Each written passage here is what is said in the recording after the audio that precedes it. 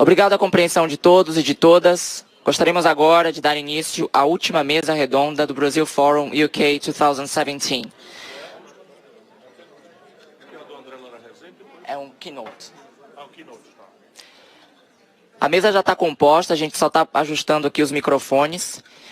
E gostaria de dizer que a mesa é composta pelo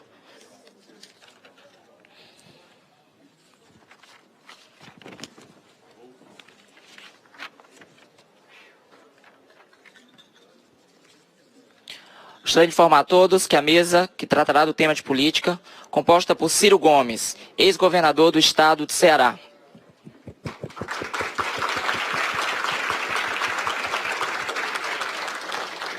Na sequência, nós temos o professor Marcos Vinícius de Freitas, professor associado da Blavatnik School of Government.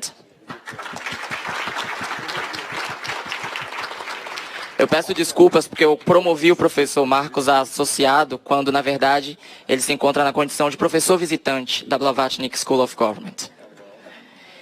Na sequência, nós temos quem fará a moderação desse painel, Natália Passarinho, da equipe Brazil Forum UK 2017.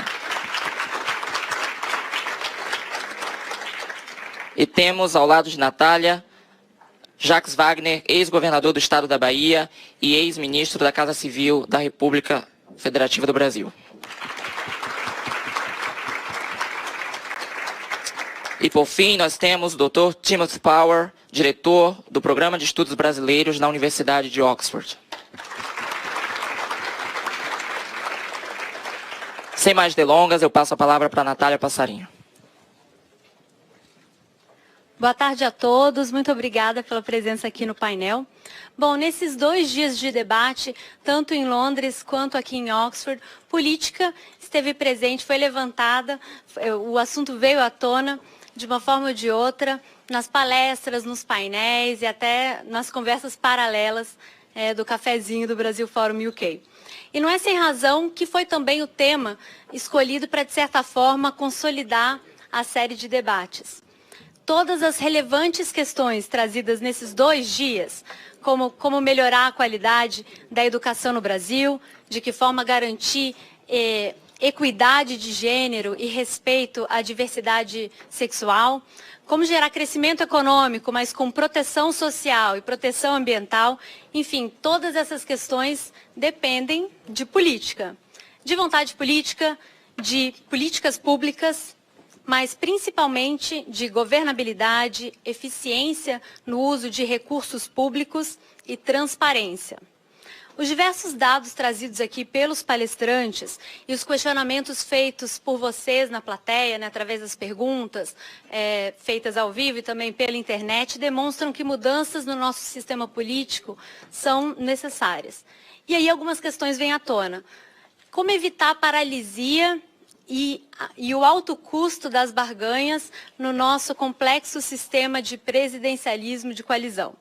Como financiar e baratear as campanhas políticas? E, principalmente, que autocrítica os partidos políticos são capazes de fazer pelos caminhos tomados até agora e que propostas têm a apresentar para aumentar a confiança da população nas instituições políticas? Bom, para tentar responder a essas e outras questões, é com muita satisfação que eu anuncio os palestrantes do painel de política.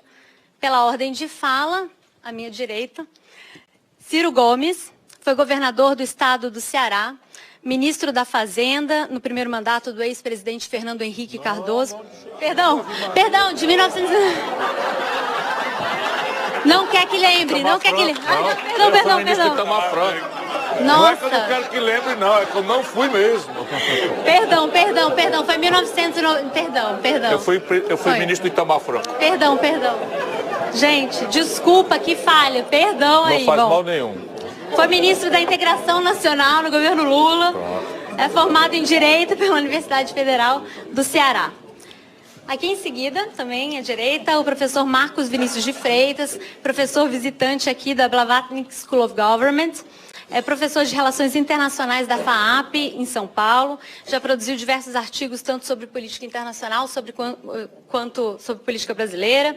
É formado em Direito pela Universidade de São Paulo, tem mestrado em Direito pela Cornell University e mestrado também pela Johns Hopkins University.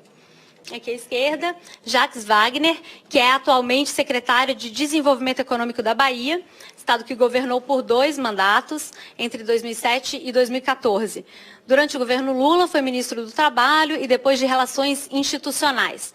No governo Dilma Rousseff, assumiu os Ministérios da Defesa e depois da Casa Civil. E aqui à esquerda, o professor Timothy J. Power, que é diretor do Programa de Estudos Brasileiros da Universidade de Oxford. Ele é formado em Ciência Política pela Universidade de Massachusetts, mestre em Estudos da América Latina pela Universidade da Flórida e doutor em Ciência Política pela Universidade de Notre Dame. Produziu vasta e rica literatura acadêmica sobre o Brasil, especialmente sobre presidencialismo de coalizão, democratização e instituições políticas. Muito obrigada a todos pela presença. Cada palestrante tem 15 minutos para falar e eu peço encarecidamente que esses minutos sejam respeitados, justamente para garantir a participação das pessoas aqui no palco. Passo a palavra, então, para o ex-governador. 5 minutos? Vai ter aviso, vai ter placa na frente. Tem, ótimo. Pronto. E eu posso interromper aqui elegantemente. Bom, Natália, boa tarde a você, eu cumprimento, para cumprimentar, muito agradecido e honrado pelo privilégio de ter sido convidado para estar aqui. Cumprimento a vocês pela extraordinária iniciativa, já destacada por muitos, mas é dramaticamente importante que a gente ponha em relevo para o nosso país a necessidade de nos encontrarmos como brasileiros, ainda que pensemos diferentemente uns dos outros. O Brasil hoje está rachado em ódios, em fragmentárias correntes de opinião, e sectarismos e moralismo de goela. Enfim, isso não é bom conselheiro para um país tão desesperadamente carente de uma reflexão estratégica sobre a complexidade da nossa vida e da nossa inserção internacional. Portanto, parabéns a vocês da London School, parabéns a vocês de Oxford, porque estão fazendo o que não está acontecendo no nosso país. Como diz o padre antes da oração, oremos, eu não quero dizer oremos, dizer pensemos. Eu quero dizer isso porque eu não vim hoje atrás, como os políticos costumam fazer, e é legítimo que o façam, por buscar simpatias. Eu estou pedindo que a gente pense um pouco, ponha de lado um pouco nossas convicções e intransigências, para a gente raciocinar um pouco, fora das simplificações exóticas que não guardam a menor coerência com a complexa, contraditória e ininteligível vida brasileira. Isso vale para qualquer ângulo. Por exemplo, eu não conheço um paper sequer, talvez Oxford possa ser a primeira a produzir, que reflita sobre as consequências na política monetária e fiscal britânica, se houvesse, em apenas 8 anos, 2 desvalorizações da Libra de 45% e de 74% em apenas 6 anos. Em 60 dias aconteceram essas 2 desvalorizações. Não há um papel que eu conheça. Qual é o efeito? Porque na medida em que isso se transmite para preços relativos com certa instantaneidade, aprendi com o professor André Lara Rezende desde sempre, né? Você tem uma miragem de inflação e aí se atira com taxa de juros e o país hoje, simplesmente com a maior taxa de juros do mundo, vivendo a pior depressão da sua história econômica. 14 milhões e 300 mil desempregados, mais de 9 milhões de brasileiros empurrados por biscate, para a informalidade, para o trabalho reprimido no meio da rua, e a gente repetindo ideias que podem ter, eu digo sempre, Hayek é Hayek, Adam Smith é Adam Smith, Keynes é Keynes, e a gente precisa estudar, precisa ler, vocês são o menos de 0,5% top do top do top, precisa estudar tudo isso, mas ao olharem para o Brasil, pensemos. O tema agora não é esse da grande estratégia nacional, é a questão da política. Eu quero fazer uma primeira provocação para pensarmos. O nosso país, por isso eu fui mal educado aqui no painel anterior, nosso país é um país autoritário, nós não temos a menor aptidão democrática. Temos muito ridícula tradição democrática, quase nenhuma tradição democrática. Tenhamos clareza disso, para não ficar nos auto-referindo, por vocação à geração de vocês, 25 anos, mais ou menos, do ponto de vista eleitoral, viva a democracia. Mas já a minha metade foi sem. Eu tenho 60 anos, vou entrar esse ano 60, metade foi sem democracia. E assim, a longa história brasileira, se nós só supusermos que o atual presidente da República não está aí eleito pelo povo, que é o que eu penso, para mim o Brasil está sob um golpe de Estado, porque há um um afastamento de um presidente da República que não cometeu crime de responsabilidade. E no presidencialismo é a única circunstância na qual se pode interromper um mandato, salvo a renúncia e morte, né? Pois bem, então já não temos mais o primado do voto popular, que é o democratos, né? O governo do povo, já não temos mais. Mas se nós tomarmos esse elemento como verdadeiro, nós temos o mais longo período de vivência democrática brasileira em todos os tempos, 27 aninhos.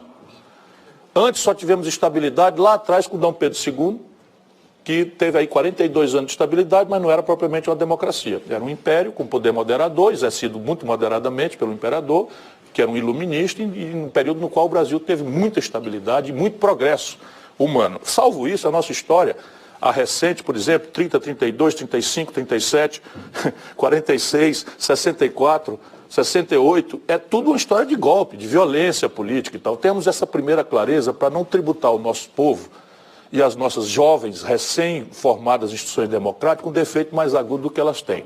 Mas também para nos libertarmos das ilusões vãs de que alguma engenhoca há no direito internacional comparado, na literatura de ponta, ou na experiência internacional, na prática de qualquer que seja a nação, que há algum conjunto de engenhocas institucionais que vão substituir um cidadão não treinado, não capacitado no ambiente democrático. Um cidadão que, por premissa, não tem informação. Um cidadão que, por premissa, arbitra a política como um exercício de podridão e de privilégio e, diante dela, se vê ou como objeto ou como cliente mal satisfeito. Então, não adianta, não haverá essa institucionalidade. Tenhamos clareza disso. As instituições em vigor hoje no Brasil foram recém-constituídas. Nós estamos na Grã-Bretanha. Sabe quando é que nós estamos? As nossas instituições centrais, elas foram, aspas, democraticamente constituídas ontem, em 1988. Uma constituinte livre, soberana e democrática. E essas são elas, as instituições que estão 100% sob cheque, professor Timothy. 100% sob cheque. O Brasil não gosta do seu modelo político, não gosta do seu modelo fiscal, não gosta do seu modelo previdenciário, não gosta do seu... Tudo foi constituído ontem. O seu modelo tributário, nada no Brasil serve. Tudo está... Porque nós alimentamos uma ilusão de que sem treinar o exercício cidadão continuamente, nós vamos ter alguma engenhoca que um déspota esclarecido um dia vai fazer e ciclicamente a gente copia a engenhoca de uma modelagem exótica que não guarda coerência nenhuma com o Brasil. Essa é uma premissa de fundo do meu raciocínio. Eu estou vindo de lá para cá. Não é verdade, penso também comovidamente, que o nosso grande problema seja a qualidade intrínseca dos nossos congressos. Porque senão pareceria, nós teríamos que obrigatoriamente responder uma pergunta. Nos dois recentes ciclos de poder, por isso que eu estou pensando, pensemos fora das nossas simpatias e antipatias. Nos dois recentes ciclos de poder, do PSDB com o Fernando Henrique, esse um déspota esclarecido, lido, um cara que tinha uma liderança intelectual importante no país, que vem da universidade, que é um cara respeitado, enfim, respeitável, poliglota, etc, etc. Ou um líder popular extraordinariamente exuberante como Lula, nesses dois ciclos, não houve uma proposta sequer de desenho institucional novo que a gente pudesse ter dito, olha, propuseram e não passou no Congresso. Portanto, a sede do constrangimento é o Congresso. Isso é mentira, não aconteceu. Enfim, não aconteceram essas propostas. Temos clareza. O Fernando Henrique, na hora mágica que o presidencialismo, que é uma institucionalidade em si, de impasse, eu tentarei pesquisar consigo essa opinião, o presidencialismo no primeiro ano é mágico. Você praticamente tem um cheque em branco, assim, despolitizado, autoritário, mas cada presidente da República, o Collor tomou posse, absolutamente inorgânico, sem maioria, sem partido, sem deputado, sem senador, sem coisa nenhuma, fez um empréstimo compulsório, que foi chamado de, sequestro da poupança, na verdade a natureza era um empréstimo compulsório, que pela Constituição só pode ser feito por lei complementar, ele fez por medida provisória, o Congresso engoliu, aprovou, o Judiciário repugnou todas as milhões de ações que entraram flagrantemente às arbitrariedades do Collor. Eram ilegais e o Judiciário, por conta da onda quase fascista de poder total que o presidente adquire quando se recém-constitui. O Fernando Henrique usou esse momento mágico para tirar da Constituição brasileira a distinção entre empresa nacional de capital nacional e empresa estrangeira colocada no Brasil. Foi só essa a reforma que passou, acho que por unanimidade. E o Lula, eu brinco sempre para provocar, a única reforma que fez, que valeu para o país todo, foi a tomada de Três Pinos, né? O resto eu não conheço nenhuma reforma institucional, com todo respeito ao meu querido amigo Jacques Wagner, nós estávamos juntos lá e tal. Mas assim, reforma mesmo, que valeu para todos e que o Temer não vai poder desfazer tão fácil, é a tomada de 3 pinos e mais nada, né? Isso então nos remete a uma reflexão. E a reflexão básica é a seguinte: nós copiamos, violentando a nossa própria tradição de estabilidade no parlamentarismo com Dom Pedro, nós copiamos a institucionalidade presidencialista americana. E temos replicado essa institucionalidade presidencialista americana, com 3 atipias pelo menos. Primeiro, os americanos evoluem de uma confederação. Nós somos um país que evolui de Estado unitário. Segundo, os americanos têm uma tradição, né, anglo-saxã de direito consuetudinário. Nós adotamos a tradição portuguesa de direito positivo. Tudo está escrito. Qualquer besteirinha hoje está na Constituição com status de 3/5 de imutabilidade, porque é um sistema de Constituição rígida. E terceiro, o sistema norte-americano dá ao presidente da República apenas e tão somente o poder para as relações externas, a guerra e a diplomacia. O resto, todo o viver cotidiano americano é local. No Brasil, nós temos uma lógica de impasse derivada de termos copiado, colado um sistema presidencialista com essas atipias, de maneira que nós temos o seguinte monstro, que é um órgão que detém o monopólio do desenho institucional do país e não tem nenhuma responsabilidade pela sanidade dos negócios de Estado, nem pela qualidade do viver interativo da sociedade com as políticas públicas. O parlamento brasileiro não tem nenhuma responsabilidade como o parlamento britânico. Cai o parlamentarismo, cai o gabinete. Se ele fizer uma bobagem de reduzir imposto e aumentar benefícios, e isso gerar uma iliquidez, uma insustentabilidade, isso imediatamente aparece e o gabinete cai. Além do primeiro-ministro estar se explicando diariamente para o conjunto da sociedade por intermédio dessa interação. No Brasil, eu fui deputado, professor, deputado federal. Eu me odeio. Fui o mais votado do país e nunca mais eu piso naquilo, né?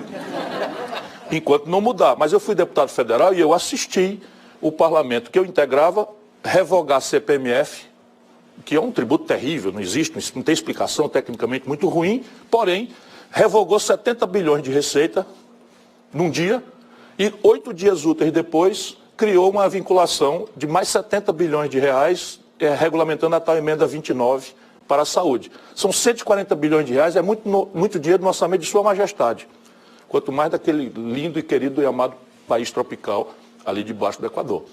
Pois é, 140 bilhões de movimento relativo, sem mexer um quadro sequer do desenho institucional, do pacto federativo, do desenho fiscal do país, nada. E ambos com o aplauso de uma sociedade que é basicamente atomizada, difusa, desorganizada, mal informada e guiada por minorias extremamente agressivas, ativas, informadas e que cercam o Congresso do dia seguinte da eleição para frente.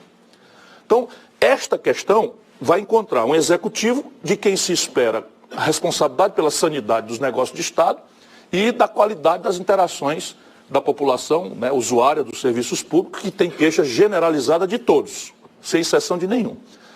Sabe quando é que isso vai dar certo? Nunca. Não vai dar certo nunca. Agora, nós temos isto estabelecido na nossa Constituição. E eu sou um democrata de raiz, lutei pelo parlamentarismo, perdi. Aliás, os 2 plebiscitos na história democrática brasileira, só 2 plebiscitos. A Inglaterra faz 10 por dia. Mas lá se inventou que plebiscito e referendo é chavismo. A elite é tão... palavra, não pode falar canalha, não pode falar calhorda, não pode falar egoísta. Enfim, a elite é tão egoísta que considera que consultar o povo para arbitrar as grandes questões é chavismo. Chavismo, então o Brasil fez 2, eu perdi os 2. Eu fui parlamentarista e perdi, e fui pelo desarmamento e perdi também, né? Porque a gente não treina. Resultado prático. Como é que a gente faz se a gente não vai mudar essa institucionalidade? Eu tenho dado tratos à bola porque tenho tido a audácia de me oferecer aos brasileiros como candidato a presidente da República. Já fui candidato 2 vezes e admito a ideia de ser novamente. Por enquanto não estou aqui como candidato porque eu quero falar livremente, sem fazer qualquer tipo de concessão às alianças eventuais que eu tenho que fazer para me eleger, etc. Todas serão transparentemente comunicadas. Por enquanto eu quero comunicar que eu estou falando por mim. Então, eu tenho tentado olhar na história brasileira como é que se saíram alguns presidentes que bypassaram esses impasses estratégicos, esse impasse estratégico. E aí a gente vai cair na seguinte terrível estatística: só 3 presidentes do Brasil terminaram, na história moderna, terminaram os seus mandatos. Fernando Henrique, Juscelino Kubitschek e Lula. Só os três. Eu fui atrás de saber se havia alguma atipia que explicasse como é que eles atravessaram essa coisa. O Juscelino passou o pão que o diabo amassou, 5 anos debaixo de tentativa de golpe, confusão de toda a natureza, atentado, enfim, a sua vida, etc, etc, mas atravessou. Como é que ele atravessou? Ele atravessou porque ele tinha, basicamente, 2 coisas que nós vamos encontrar de novo, nos 2 outros vitoriosos. Primeiro, um grande consenso sobre as bases da estratégia que ele estava liderando. Não é uma coisa tão lúcida, não havia uma noção nacional do nacional desenvolvimentismo, de um ciclo de substituição de importação, de modernidade industrial, de protecionismo para que o país nascesse com a fundação de uma dívida externa. Isso não foi tão racionalizado, não. Mas havia uma lógica que o conjunto da sociedade apropriou, que era o Brasil estar se modernizando, saindo da monocultura, assentada no escravismo, no latifúndio, na oligarquia, para uma coisa arejada, moderna, integrada com o mundo, etc, etc, etc. Então eu não sou tão pessimista não, porque a história nos dá esses ciclos. O Brasil saindo do nada com esse consenso, ou pelo menos com esse grande acordo nacional entre quem trabalha e produz, baixo nível crítico, volto a dizer, mas havia um grande acordo. E ele se expressou até na estética nacional. A bossa nova, o cinema novo, o bicampeonato mundial de futebol, que nós ganhamos em 58, 62, enfim. O Brasil acreditava no taco, sabe, a sinuca? A gente acreditava em nós próprios e havia ali um grande impulso. A nascença desse projeto exigiu um suicídio como um ato político, como um manifesto político do Getúlio Vargas. Mas ele conseguiu, né, ao se matar, fazer um manifesto político. A Carta Testamento fala das grandes questões, que são muito delas, boa parte delas contemporâneas, e desenha as resistências de maneira que ele conseguiu satanizar uma oposição que ia ganhar as eleições em 55. E o Juscelino ganha a eleição, enfim, por causa do manifesto, do suicídio do Getúlio, que eu chamo de um manifesto político. Bom, na sequência, como é que o Fernando Henrique também faz? Ora, aqui, modernamente, nós precisamos entender, né, e você me avisa, por favor, que eu vou precisar de uns 5 minutinhos para arrematar no tema. Né? Então, só para entender um pouco, eu estou dizendo, pensemos, ninguém precisa ser simpático, não precisa concordar comigo, eu estou só pedindo que processem nas suas especiais cabeças, vocês são a juventude que pode mudar a vida do país, essas mediações o nosso povo precisa desesperadamente, e não precisa ser deste lado ou daquele, pensem, não repliquem baboseiras exóticas que vêm de manuais que não consultam a nossa condição real de vida, nosso modelo nacional, porque é macunaíma, é completamente único. Tem vários casos, por exemplo, aqui em Londres você pode entrar numa loja e comprar alguma coisa em 5 vezes sem juros no cartão, ele não sabe nem o que é. Pegar um cartão de crédito e dizer o seguinte, eu quero em 5 vezes. Aí você tem uma política monetária com a capacidade instalada ociosa de 34%, dizendo que tem um hiato de produto no país e que a gente precisa atacar a demanda agregada via juro alto.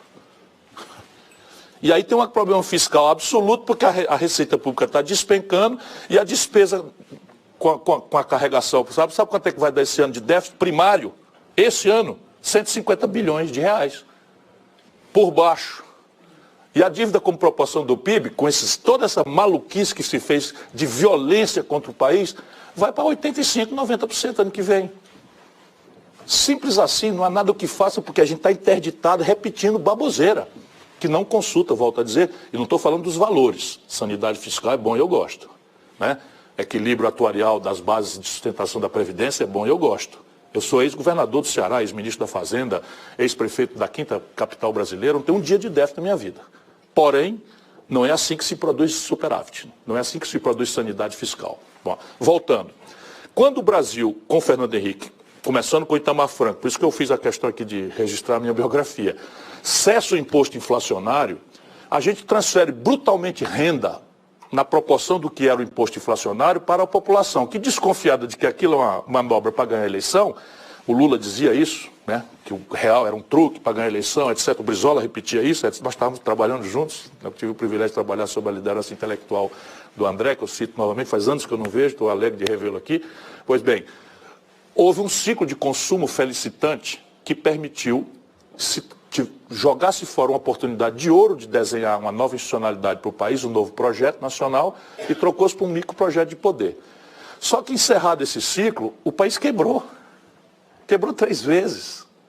Brincando de importar, brincando de taxa de câmbio exoticamente estimulante de consumismo, que fica mais barato você sair de São Paulo para Miami do que ir para Fortaleza, quando todo mundo sabe que Fortaleza é muito melhor do que Miami. Disparado. Fala a verdade, vocês não acham, não? E aí com o Lula também acontece. Por que acontece? Porque tem um ciclo de consumo felicitante, também sustentável, um pouco mais longevo do que o do Fernando Henrique, um pouco mais consistente na projeção, mas um ciclo claramente sustentado num boom de commodities inviáveis de se manter no tempo, se a gente olhar, consultar historicamente isso. Eu estava trabalhando na CSN quando aconteceu o golpe, pedi demissão para ir para a luta. Nós estamos vendendo uma tonelada de minério de ferro em 2013, quando a Dilma se preparou para a reeleição, professor, por $190 a tonelada de minério de ferro. Estamos vendendo um barril de petróleo, quando desenhamos a lei de partilha, com a presença de conteúdo nacional, estamos jogando tudo isso fora. Nós estamos vendendo um barril de petróleo a $110. Quando a Dilma caiu, a tonelada de minério de ferro estava a 38. O barril de petróleo estava a 30. E ao invés da gente pedagogizar isso para o povo, botar o povo na jogada, explicar que nós estamos com a situação de que mudou estrategicamente o cenário, etc, etc, fomos para a marketagem, para a mistificação, para a renúncia fiscal sem fundamento. 84 bilhões foi a renúncia fiscal em 2014. 84 bilhões dá para fazer 3 refinarias de petróleo. Para vocês terem uma ideia da questão alocacional, do conflito alocacional que nós estamos vivendo no Brasil, né? Pois bem, o Lula prosperou porque esse ciclo de felicitante de consumo, igual ao do Fernando Henrique, sustentou esse projeto. E quebramos de novo. O filme é igual. Em 1999, janeiro, houve uma desvalorização do real de 40 e poucos % e o Armínio Fraga foi chamado a salvar a pátria, né? O pobre do Chico Lopes foi desorientado lá com a tal banda diagonal endógena. Não sei se vocês são todos muito jovens, né? Um negócio de maluco. A gente ri porque é inacreditável o que se faz com o país. E o Armínio Fraga entrou às pressas ali de madrugada e resolveu inventar nova ciência intocável, pedra da lei. Sabe, as pedras do Moisés? É o Brasil. Então é superávit primário, câmbio flutuante e meta de inflação. Com a economia superindexada, ainda uma memória de 40 anos de inflação, que ninguém entende. Eu quero ver um paper das universidades de ponta do planeta que digam como é que se explica que um país sozinho, um só país, tenha no mundo, sem rival, 35 anos de inflação média de 35% ao ano. O Hitler se estabeleceu na Alemanha por conta da hiperinflação que foi imposta pela estupidez do Tratado de Versalhes. A insustentabilidade do Tratado de Versalhes, imposto pelos vitoriosos à Alemanha, deu no que deu. Porque todos os episódios de inflação alta no mundo causam rupturas e desconstituição do status quo. Menos no Brasil. Por quê? Porque no Brasil, a inflação, ao contrário dos manuais, não é uma doença da moeda. É uma negociata. É um tributo. Quer explicação? Prática. Eu fui governador. Por lei, determinei que as contas do Ceará tivessem depósito numa conta única, hospedado em banco público. Taxa média de inflação no meu período, 22%. Eu consegui 100% da CDI, que era o maior cliente do banco. Minha receita era indexada diariamente, todos os saldos caíam numa conta única, que era uma cervical de várias costelas, e a minha receita era indexada diariamente nessa taxa absurda. Chamei os funcionários, que é a minha principal despesa, fiz um acordo de reajuste trimestral, repondo 100% da inflação para começar a conversa. Eu virei o herói dos funcionários públicos. Agora a pergunta é, que dia eu quereria, pragmaticamente, que a inflação acabasse? Isso era a história dos bancos, dos supermercados, de todo o mundo brasileiro. Agora me dê um paper. Como é que foi isso na Singapura, como é que é isso na Inglaterra, como é que é isso nos Estados Unidos, na França, qualquer lugar serve. Para eu poder largar de dizer bobagem e estudar um pouco, né, a experiência internacional comparada. Só o Brasil tem essa história. Pensemos. Né? Então, salve esses hiatos em que você tem. Por primeiro momento, a força do cheque em branco do presidencialismo em eleição simultânea. Segundo, ciclos felicitantes de consumo que parecem ser o desenho pouco crítico de um projeto de que o Brasil agora vai. Então, assim, eu me lembro, no Real, eu fiz um choque de abertura que ninguém fez, foi a última vez. Mas o Brasil tem o que perder, meu compatriota. O Brasil não é o Chile. O Brasil não é a Argentina. O Brasil tem a 15ª economia industrial do mundo. Está se desindustrializando aceleradamente. Voltou à plataforma de indústria que éramos em 1910. Mas se o Brasil, a pretexto de integração comercial, desconsidera as assimetrias competitivas que não permitem ilusão. O empreendedor global, ele se apresenta com 3 características que extensamente não estão presentes para o empreendedor nacional brasileiro. Primeiro, financiamento dramaticamente barato e a custo, e a forma, e a propósito. Venture capital, nós temos que falar em inglês porque não existe o correspondente em português. Quanto mais uma linha de venture capital, ou seja, se o Steve Jobs nascesse no Brasil com a ideia genial, era um vendedor de picolé na praia de Ipanema. Não tinha oportunidade de fazer. Assim também o outro lá, como é o nome do outro, o Bill Gates, a mesma coisa. E esse estava vendendo pastel, porque não existe venture capital. Segundo, escala. O empreendedor global tende a se apresentar para a competição e a China vai ensinar uma lição muito dolorida ao Brasil. Desculpa, eu vou pedir para encerrar já. Mas você não me prometeu 5 minutos? Eu encerro em 2, tá? Eu não vi onde é que estava hoje. Hein? Mas eu só queria ser avisado com 2, não queria extrapolar o tempo. Tá bom, mas pode continuar então. Não, eu vou terminar. São 7 minutos? E o terceiro... não, já, não, eu termino agora. Bastante, eu termino agora. E o terceiro é sofisticação tecnológica de ponta. A companheira advogada que estava conversando aqui agora fala que o Brasil precisa se integrar mais. Eu também acho. Sabe quanto é a conta de royalty hoje? 12 bilhões de dólares. E essa é a grande questão do Brasil. Então o tema qual é? Como é que a gente tira esse Congresso desse impasse? É a pulverização de partidos? Eu não acho sadio que tenha, mas 27 anos de democracia apenas, a França agora, a velha França, de quem não se pode suspeitar nada, apresentou 12 candidatos a presidente da República, nenhum deles pelos partidos tradicionais. Movimento não sei de quê do Mélenchon, movimento não sei de quê do Macron, movimento não sei de quê do outro lá e da outra lá e do Le Pen e tal. E aí nós vamos ficar nos punindo por quê? Não há essa engenhoca para ser copiada, o que não quer dizer que a gente não tenha que fazer algumas coisas aí. A prevalência da corrupção no atual Congresso não deve nos tirar a natureza, né, da compreensão estratégica do momento. Até porque a denúncia moral não é o problema brasileiro. Sendo gravíssimo, mas não é o problema brasileiro. Obrigada. Já vou passar...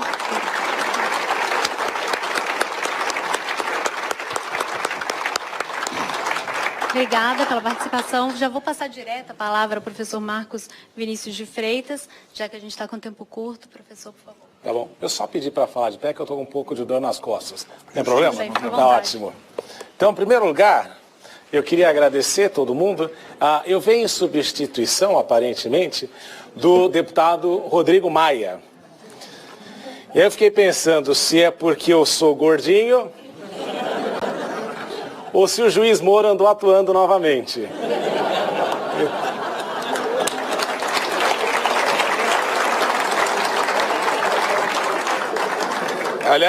Aliás, uma das coisas que a gente sabe é que quando tem painel com político, a gente tem algumas dúvidas se vão aparecer. Mas a gente está aqui em Oxford, eu queria aproveitar esse momento, só rapidinho, já que a Natália me cortou metade do tempo, para dizer 2 coisas, né? Para a gente pensar, né? O objetivo do painel é pensar o futuro. Então eu queria falar 2 coisas. Aqui pertinho dessa escola tem uma igreja medieval.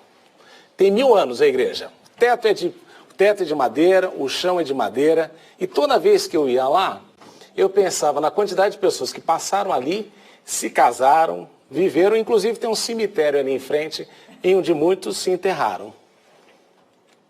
Instituição fica, as pessoas passam. Então a gente falar que o Brasil tem pouca história institucional, não significa que nós devemos desrespeitar aquelas que existem, ainda que funcionem mal. Isso é uma questão de aprendizado democrático que o país precisa ter. Segunda coisa, nós estamos num prédio totalmente de vidro. Porque a ideia que se tem é transmitir que no governo e numa escola de governo, o que se tem que ter sempre é transparência. E não arranjos institucionais, mesmo aqueles que acontecem politicamente. E eu queria pegar esse binômio, transparência e construção institucional, e dividir esta apresentação. O que a Lava Jato revelou para a gente? Começando pelo eixo transparência. Primeiro, todo mundo no Brasil, desde que eu sou pequeno, sabe que existe corrupção com as incorporadoras. Em todos os estados, em todos os municípios. Isso foi historicamente acobertado pela mídia, pelos políticos e pelo funcionalismo público. O que a Lava Jato fez foi justamente trazer a público aquilo que todos nós sabíamos. Em 1979, na cidade de Cubatão, saiu uma reportagem chamada O Mar de Lama de Cubatão. Por quê? Porque as empresas que estavam lá estavam envolvidas em corrupção. Então, as empreiteiras, o histórico delas é uma coisa antiga. E o que eu gosto e o que eu achei interessante na Lava Jato é que esse câncer foi revelado para a opinião pública, que não sabia disso, ou sabia ou ignorava. E o volume, no entanto, muito maior do que aquilo que a gente imaginava. E só abriram a caixa preta da Petrobras. Não vamos esquecer que tem BNDES, uma série de coisas que existem dúvidas e param dúvidas aí. Por quê? A Lava Jato, né, que é o tema do painel, ela revelou que havia no Brasil um projeto de poder. E, infelizmente, este projeto de poder nunca foi um projeto de Estado brasileiro. Porque o projeto de Estado brasileiro é aquele que nós pensamos como aquela igreja que tem 1000 anos. Como é que vai estar o Brasil daqui a 50 anos? Eu não sei, mas desde que eu esteja no poder, o projeto está bem. E esse foi um dos grandes equívocos. A Lava Jato também, e eu não estou defendendo aqui, porque eu também acho que não significa que isso vai resolver todos os problemas do Brasil, mas ela rompeu com uma espiral do silêncio e de um pacto de vantagens individuais que existia no país. Em que se eu estou bem e a minha família está ótima, tudo tranquilo. Segundo aspecto do tema, são 4 coisas que o impeachment revelou. Primeiro, se você não conhece o Brasil, entenda que o Brasil tem um DNA parlamentarista histórico, que vem do Império. E a República nossa, presidencialista, não funciona. E eu lamento dizer, governador, que a República parlamentarista também no Brasil não funcionaria. Porque o modelo semipresidencialista que a gente quer adotar como francês, vai ver o modelo da coabitação, que é o que a gente chama de presidencialismo de coalizão. O que é o presidencialismo de coalizão, se não parlamentarismo, como a gente tem, um modelo de coabitação? Ou, no caso nosso, um presidencialismo de cooptação, que é o que nós observamos em toda a situação. Segunda coisa, o brasileiro não aguenta a crise econômica. Outro dia eu estava lendo, a cada 3 crises econômicas, o Brasil troca de governo. Cada 3 crises econômicas que a gente tem, não crises econômicas, mas crescimento negativo, o Brasil troca de governo. Isso é uma coisa típica nossa. Outro câncer que a gente tem revelado com a Lava Jato, não com a Lava Jato, mas com o impeachment, é que a possibilidade da eleição após a reeleição gera mortos-vivos. Quando a gente copiou o sistema americano da reeleição, nos Estados Unidos o presidente foi eleito 2 vezes e se aposenta, vai escrever livro, vai para a praia, vai para o Havaí. Ele não fica ameaçando de 4 em 4 anos que ele vai querer voltar para o governo. Ou, isso se aplica nos 2 lados, hein? Nos 2 lados, a gente quer ressuscitar, deixa, foi 4 anos presidente, vai para casa, vai cuidar dos netos, vai fazer outra coisa. Mas, por favor, saia do cenário político. Porque o que é importante neste processo é a geração de novas ideias e de novas lideranças. E o Brasil tem um problema gravíssimo na geração de novas lideranças. Outra coisa que o impeachment revelou é que o Brasil não é um centro acadêmico e a presidência da República não é uma central sindical. Quando a gente viu aquelas manifestações no Palácio do Planalto, a gente ficou imaginando se aquilo aconteceria da mesma forma em Number 10 ou na Casa Branca. Aquele tipo de expressão. O segundo binômio é o da instituição forte. E uma das coisas que a gente aprende é que a gente tem que ter respeito à farda. Eu posso não gostar do soldado, mas eu respeito a farda. Porque aquilo representa alguma coisa. E é isso que a gente tem que levar. O brasileiro não sabe debater. Ele desqualifica o indivíduo ao invés de desqualificar a ideia. E desqualificar o indivíduo é a coisa mais fácil de dizer, ó, você é gordo. Eu falei, eu sei que eu sou gordo, não é? A pessoa precisa dizer muito. Mas a minha ideia é uma ideia imbecil. Aí pode falar, sua ideia é imbecil por causa disso, disso e disso. Isso faz parte de debater, é isso que a gente faz aqui, né, na Universidade de Oxford. Ela é famosa justamente por debater. E o que se faz no debate? Você desqualifica o argumento. E isso é uma coisa importante para a gente saber. Segundo, o Brasil passa por uma revolução silenciosa com a ascensão do protestantismo. 2050 projetado, o Brasil é mais protestante que católico. E isso muda a ética, e os partidos de esquerda têm que entender que quando você vira protestante, evangélico, você quer mais economia de mercado, menos dependência do Estado, respeito aos impostos. É aquela questão que vai mudando um pouco da ética do país, e isso é uma revolução silenciosa que muitos autores têm dito que tem acontecido no Brasil. Para concluir, só mais 3 coisas. Primeiro, fim da corrupção. Outra lição importante. E qual o modelo que a gente tem que seguir? Nós temos juízes aqui, eu sugiro o seguinte, vamos olhar o modelo de Singapura. Em Singapura, você paga bem o seu funcionário, mas se ele é pego com corrupção, ele vai preso ou vai ter alguma sentença e a família também paga pela vergonha pública. Porque não é só o corrupto que se beneficiou daquilo, a família também se beneficiou. E essa vergonha moral faz parte, e é por isso que Singapura ostenta um dos menores índices mundiais de corrupção, que é conhecido. Terceira coisa, última, aliás, o sistema representativo brasileiro precisa passar por uma revolução. Isso a gente já falou. Accountability, que é um termo que a gente nunca conseguiu desenvolver em português, né? A responsabilidade. Isso se dá como? Voto distrital puro. Nada de lista. Lista é um negócio assim para você esconder as pessoas e querer um partido, um sistema partidário que você não tem, de fato, e que vai demorar muito para construir. Mas, no voto distrital puro, eu estou ali cobrando. E não adianta achar que você ser eleito a cada 4 anos ou não é o seu vestibular. Porque a demanda tem que ser mais constante. Segunda coisa, que nós temos absurdo, coisa do Brasil, a figura do suplente e do suplente senador. Você elege um senador e você não sabe como é que você, aqui quando começa os 8 anos, quem vai terminar como senador. Você nunca viu a cara do cidadão. Aí você está assistindo a televisão, você fala, nossa, mas esse cidadão foi eleito senador da República? Há um problema de legitimidade aí que nós precisamos observar. E o Brasil precisa adotar aí também, acabar com essa excrescência que a gente tem, que é a presidência em exercício. Para meros acordos políticos em determinadas situações, isso também precisava ir embora. Por fim, né, quando a gente olha para o futuro, né, e o tema do painel é o princípio, como é que a gente vai pensar o futuro? O primeiro princípio básico que a gente tem que ter é o da subsidiariedade. A responsabilidade primordial começa com a família, depois vai para a cidade, para o município, para o estado e a federação. Mas a federação só lá em cima. E pouca coisa acontece. Não adianta eu querer achar que o governo central vai resolver todos os problemas, porque todo brasileiro sabe que o nosso modelo federativo só tem causado uma coisa para o brasileiro. 5 meses de trabalho para o governo e para o Estado brasileiro. Concluindo, né? Concluir é bom. Eu me sinto num ambiente muito agradável, né? Então, olha só.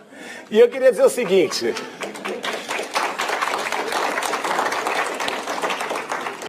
O governador Ciro Gomes teria o meu voto se, vírgula, e somente se ele fizesse como todo bom político tem que fazer. Fazer com que o brasileiro sonhe com um país melhor. E hoje em dia existe uma onda de pessimismo generalizada no país, que se reflete nas nossas relações exteriores, que se reflete na forma como nós nos vemos no mundo. Se o governador fizer com que o brasileiro sonhe novamente, que o Brasil é um país de plena capacidade, pleno potencial, que o Brasil, os seus melhores dias estão adiante, não atrás, e que a economia é uma parte desse sonho, e não todo esse sonho, e que a gente tem que ter orgulho de ser brasileiro, aí, governador, o senhor teria o meu voto. Tá bom? Muito obrigado.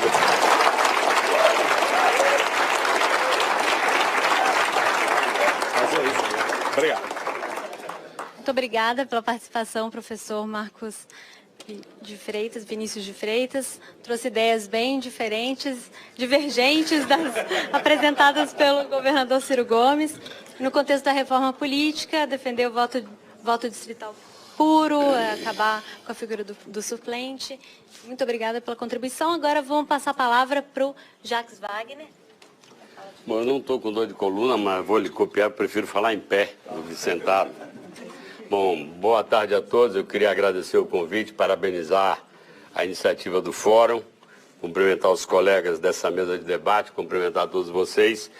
Bom, começar dizendo que eu acho que eu queria dividir em 3 áreas o que eu quero falar, porque eu acho que a gente fala em geral de sistema político e mistura com democracia.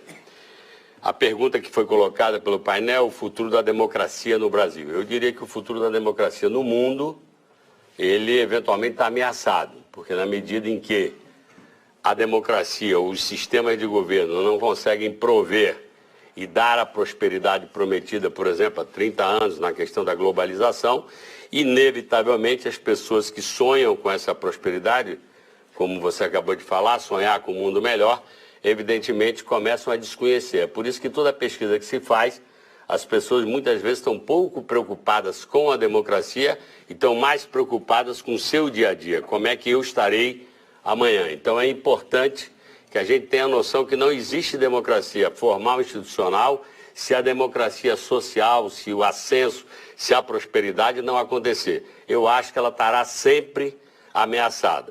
Eu tive o prazer de dirigir o Conselho de Desenvolvimento Econômico e Social para o ex-presidente Lula, e nós éramos 90 membros do Conselho, que iria desde o Movimento Sem Terra até a presidência da FEBRABAN.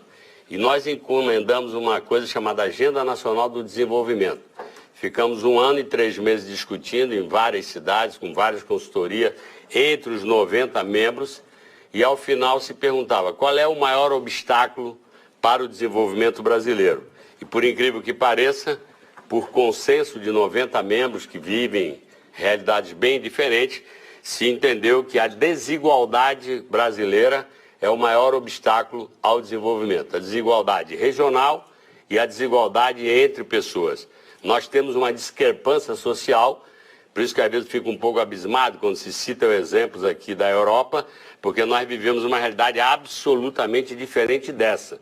Então é muito difícil você falar da taxa de imposto, de uma série de outras coisas, quando você vive um Estado, como o Estado europeu, que agora também passa por problemas maiores, e nós vivemos discrepâncias que vão desde da absoluta miséria que a gente vivia, nós no mapa da fome, as pessoas sem acesso à educação, sem acesso à saúde. Então, não dá para comparar esses dois mundos, e nem dá para pegar o modelito daqui para tentar importar para lá, porque as pessoas respiram outros ares e vivam outros ares. Então eu acho que a democracia no mundo está realmente ameaçada, exatamente porque nós não conseguimos globalizar a prosperidade.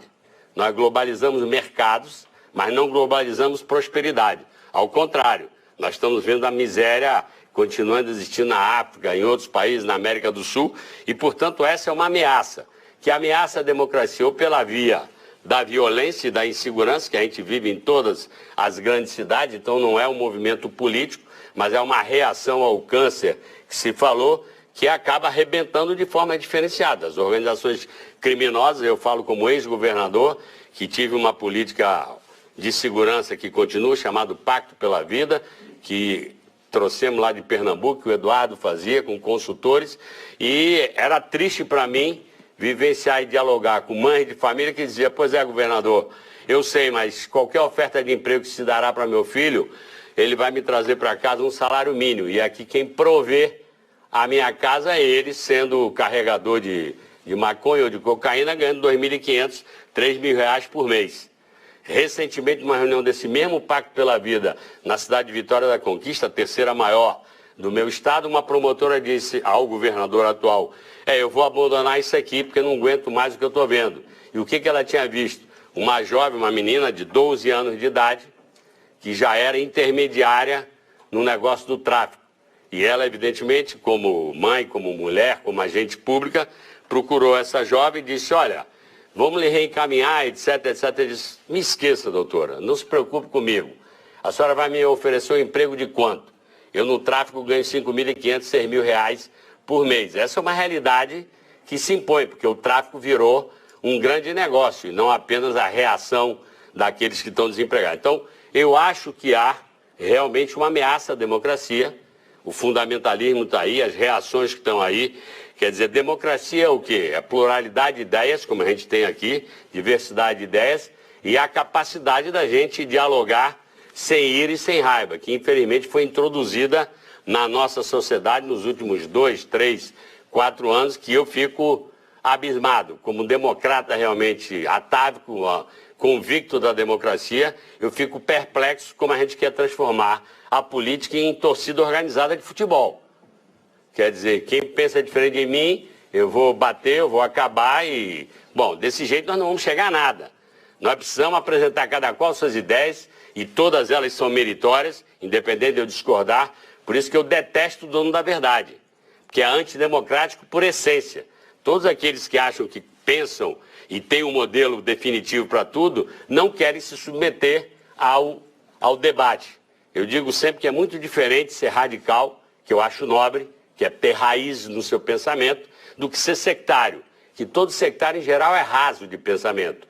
Ele, na verdade, não sustenta um debate. Ele pega um clichê e fica atrás desse clichê. Então, essa é uma realidade que eu acho que é extremamente dura para nós. E por isso, evidentemente, como parte do governo Lula que fui, como parte desse projeto, eu entendo que tirar o Brasil do mapa da fome, inserir milhões de pessoas na chamada classe média, uma classe média que não é bem o conceito que a gente tinha, fazer um ciência sem fronteira e aumentar a autoestima, como foi dito hoje pela manhã pelo jornalista Ciro Bocanera, aumentar a autoestima e a presença do Brasil no cenário internacional, eu não tenho dúvida nenhuma que isso faz bem para o país. Melhorar a nossa autoestima, ver um Thiago aqui, que sai do Rio de Janeiro e consegue brilhar e ser o bailarino número 1 dentro da Inglaterra, para mim mostra a nossa capacidade. Em todas as áreas a gente tem gente brilhando no mundo inteiro. Então, eu acho que há uma ameaça se a gente não conseguir consertar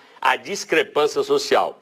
Alguém hoje falou que a globalização melhorou a distribuição de renda no Brasil. O que melhorou a distribuição de renda no Brasil foram programas sociais ousados que realmente apostaram que a gente só cresce se distribuir renda, construindo uma economia de mercado, como nós temos na Europa, como nós temos nos Estados Unidos, e não aquela velha tese que precisa crescer para depois dividir o bolo. Bom, eu não sei fazer isso de outra forma que não seja política. Eu entendo que a política é a mais nobre das missões e é a mais venal das profissões, porque a política não deveria ser uma profissão. Se entrega à política quem entende que quer construir um bem comum da sua sociedade. Então, acho que a política é nobre demais e nós precisamos, sem querer chegar num modelo perfeito, e aí eu vou tocar no problema da pergunta aqui, qual é o futuro dos partidos políticos que nós temos, queria colocar primeiro o seguinte, eu, Ciro, acho preocupante, apesar de respeitar seu ponto de vista, nós hoje no Brasil só temos menos partidos do que o Haiti. Nós só temos menos partidos políticos que o Haiti. E é provável que a gente ultrapasse, porque tem 50 na fila. O sistema é tão anacrônico que a Marina Silva, que saiu de uma eleição de 2010 com 20 milhões de votos, não conseguiu vencer a burocracia e ter um partido próprio para poder se candidatar em 2014, teve que aceitar serviço do Eduardo, que é uma coisa nobre, tem um profundo carinho e respeito pela memória de Eduardo, mas é uma loucura. Enquanto isso, nós temos dezenas de partidos que não dizem para o que veio, não representam nenhum projeto político para o país, são literalmente um negócio. Os partidos viraram um negócio com um anacronismo que se chama coligação proporcional. Não precisa muita coisa, eu não estou falando de reforma política 100 pontos. Primeiro ponto, o fim da coligação proporcional. Cada um terá assento no parlamento pelo número de votos, ou seja, de representatividade que ele tem perante a sociedade. A coligação proporcional é a mãe desses partidos que não dizem nada. Por quê? O cidadão cria o partido, eu vou ser candidato a governador, não fiz diferente. Por isso que eu acho bom que o Ciro, que eu espero que seja candidato realmente à presidência da República, eu não posso ainda lhe prometer meu voto, que eu não sei quem é os candidatos, mas quem sabe eu posso até lhe apoiar. Dependendo dos candidatos... Não, eu estou... Timothy, Eu tô até... we'll change the law. Não, até porque eu acho que você não sustenta uma coligação de partidos se você entende que eternamente tem que sair do seu partido quem vai puxar a fila, quem é o candidato principal. Então eu acho que o meu partido teria cumprido, se não fosse o golpe parlamentar do impeachment, porque independente de fazer juízo de valor sobre o governo da presidenta Dilma, seria mais nobre que a oposição tivesse votado uma emenda constitucional do recall, era mais sobre a mesa do que a forma que fizeram. Seria igualmente, na minha opinião, um golpe, porque ela não foi eleita com o Instituto do Recall. Mas era mais nobre se votasse um recall, e eles tinham tempo para fazer essa emenda, e que a gente chamasse, como você disse, o povo para dizer, ela continua ou sai? E se o povo dissesse ela sai, era possível que dissesse, pela popularidade que ela estava, se chamava uma nova eleição para resolver. Até porque eu acho que vice-presidente, vice-governador e vice-prefeito só serve para tramar. Respirar. Nós temos que terminar com a figura de o mundo moderno, com as comunicações que a gente tem, com a rapidez que você chega de avião, não tem o menor sentido ter vice, gente. Não é no tempo que você levava talvez um mês para voltar ao seu país. Eu faço reunião com qualquer secretariado, na China eu posso me reunir com o meu secretariado ou com quem for, posso pegar um avião em 24. Para que vice? Gasto de dinheiro, fórum de intriga e fórum de construção de golpe. Então, na minha opinião, não precisava ter vice, e eu concordo com o que você falou, não sei por que presidência em exercício, o cidadão não morreu, o cidadão está lá no exterior, continua presidente. Pontualmente você tem dois presidentes, o que está viajando e o que está em exercício. É uma maluquice isso aí. Então, eu acho que, primeiro, tinha que acabar com a coligação proporcional, e eu garanto que no dia que acabar com a coligação proporcional, na próxima eleição, nós vamos cair de 30 partidos para 8, 9 ou 10. Vamos talvez sacrificar alguns partidos pequenos, que são partidos de propostas e de ideias, mas nós não podemos, na verdade, contaminar a democracia com esse instituto. Segundo, o fim do comércio do tempo de televisão.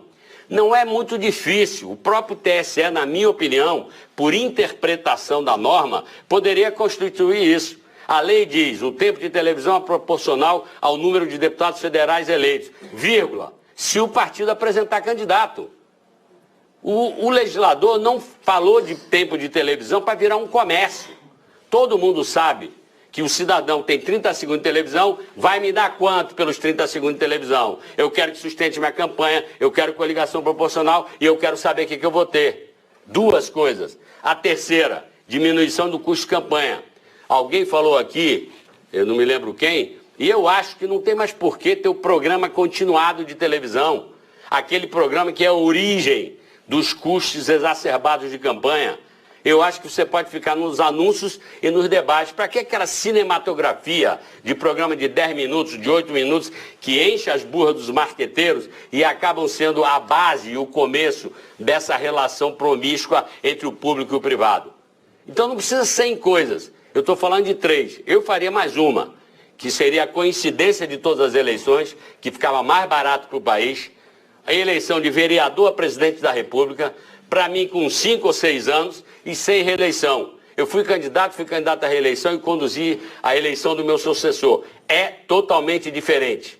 Conduzir a eleição de um sucessor é uma coisa. Quando é você conduzindo a sua própria reeleição, sentado no governo, é horrível. E de 4 em 4 anos, o que é que acontece hoje? Se acaba a eleição presidencial, já está pensando na eleição de prefeito. Não se governa o país desse jeito. Então nós precisamos ter coincidência de eleições, na minha opinião, sem reeleição, apesar de que eu não acho que esse é o mal maior, e 5 anos de mandato. A gente limpava e dava tempo das pessoas respirarem, dava tempo das pessoas efetivamente governarem sem se preocupar, por exemplo, com a sua própria reeleição. Então, eu acho, falando do sistema político, se alguém quiser perguntar qual é a crítica que você faz ao seu próprio partido, a autocrítica que eu faço, e eu não trabalho com conceito de culpa, é muito mais com conceito de responsabilidade, é o fato da gente não ter feito em 2003 e 2004 a mãe de todas as reformas, que é a reforma política. Se o sistema é político, a mãe de todas as reformas é a reforma política. Eu acho que foi um equívoco nosso, do meu partido, do Lula, dos que comandavam o governo naquela época, de não ter patrocinado uma reforma política nesse primeiro ano que o Ciro disse aqui, que é as núpcias do eleito com o eleitorado. Então, eu acho que era fundamental ter feito isso para melhorar a qualidade da política. Eu não sei se nós vamos chegar no sistema perfeito. Me perdoe só falar sobre voto distrital misto. Não, puro, dele é puro. Não, que seja puro. Eu me lembro que quando eu era deputado, eu fui para a Alemanha, porque eu defendia e defendo o voto em lista. Quando eu cheguei lá, fui conversar com vários interlocutores da política e disse, ih, rapaz, nós aqui estamos ao contrário. Tem tanto tempo que a gente faz voto em lista que agora a gente quer votar nas pessoas. Ou seja, na minha opinião, não existe modelo definitivo para a democracia. Tudo nasce, cresce, amadurece e daqui a pouco apodrece. E, portanto, a gente tem que mudar o sistema para a gente poder oxigenar. A ideia de que o voto distrital, por ser circunscrito a um local, significa que a cobrança será maior, me perdoe, eu não quero citar os estados, mas significa que estados pequenos, que nós temos vários na nação, onde com 30 mil votos, com 200 mil votos, você elege alguém, seria uma capacidade maior de fiscalização. Então, senão os governadores todos seriam excelentes, que eles são eleitos por voto majoritário, ou os senadores. Então, eu acho até admissível, porque eu acho que essa alternância do voto proporcional para o distrital misto, eu acho que oxigena algo que, na minha opinião, já está caduco. O sistema brasileiro eleitoral está absolutamente caduco. E, por fim, eu não poderia deixar de falar, eu acho que hoje, eu tenho muito medo disso, eu espero que a gente não caminhe, porque de vez em quando eu ouço alguém falar de novo do governo dos sábios, ou seja, daqueles que têm a verdade construída nos seus merecidos estudos. Pelo amor de Deus, eu continuo dizendo que democracia é voto na urna. Com erros ou com acertos, de 4 em 4, de 5 em 5, a população corrige. E pelo amor de Deus, vamos afastar a ideia que começa a surgir até na boca de filósofos, de que as pessoas não sabem votar. As pessoas sabem votar. As pessoas sabem escolher. A gente pode não gostar da sua própria escolha, porque tem que ser governo alguém que responda às necessidades. Não pode ser com mentira. Por isso que, em geral, quem mente muito na eleição, em geral é candidato de um mandato só. Logo depois não vai. Eu fui governador 2, tenho orgulho de dizer que elegi o sucessor num sistema que era absolutamente fechado, que era o sistema político da Bahia. Então, eu vou encerrar só dizendo isso. Eu, primeiro, parabenizando vocês, dizendo que nós temos que respeitar o contraditório, porque a diversidade é a alma da democracia, e eu acho que a gente vai construindo consensos sucessivos. Eu, pessoalmente, acho que nós, só para encerrar realmente, desde a CPI dos anões do orçamento, passando pelo mensalão, passando agora pela Lava Jato, há um processo de explicitação da relação promíscua do público e o privado. Só que na década de 90 foi a CPI dos anões.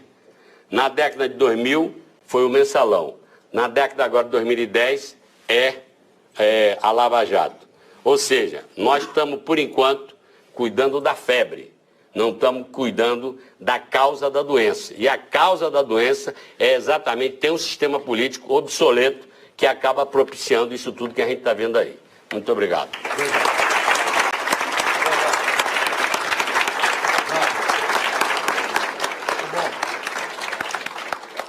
Muito obrigada ao ex-governador Jacques Wagner, que trouxe novas ideias, novas contribuições para a discussão da reforma política. Agora eu passo a palavra ao professor Timothy J. Power. Perfeito. Boa tarde a todos e a todas. Eu queria agradecer os organizadores por esse evento maravilhoso. Eu participei também da primeira edição, mas acho que a segunda edição é melhor ainda, supera todas as nossas expectativas, porque ela inclui novas vozes também neste ano, além das análises soberbas da conjuntura política e econômica, também incluímos hoje vozes da área cultural e das minorias, pessoas que nos falaram eloquentemente de suas lutas pessoais e coletivas. E espero que na terceira edição nós possamos ainda ampliar o espaço para o Brasil Forum UK. Muito obrigado aos organizadores. Bom, eu quero falar, eu acho que o ministro Jacques Wagner falou grande parte do que eu quero falar, que é sobre a reforma política, né? Quando a gente fala em reforma política, essas duas palavras são interpretadas de modo diferente pelas pessoas. Para as pessoas na rua, às vezes reforma política é interpretada como varrida. como lixar os políticos, na expressão argentina que se vayan todos. É mais ou menos isso, né? Essa aqui, né? Essa ideia da reforma política. Para os nerds da ciência política como eu, tem muito a ver com arranjos institucionais, coeficiente eleitoral, coligações, essas coisas. Mas para o político profissional, reforma política quer dizer regulamentação do ambiente de trabalho. Regulamentação da ambição política. O político pode carecer de muitas coisas, mas não carece de ambição, né? E como o embaixador Collicott nos disse antes, é difícil, como a gente fala nos Estados Unidos, turkeys don't vote for Thanksgiving. Okay? Então, em 30 anos de debate, eu vou rapidamente, eu sei que a Natália, que é minha orientada, não vai me cortar, porque ela ainda tem que entregar.